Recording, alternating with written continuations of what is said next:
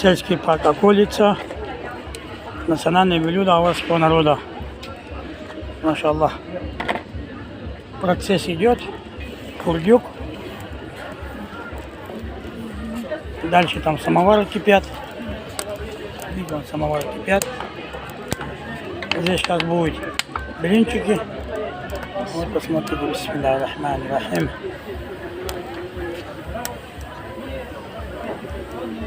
Вот такая красота.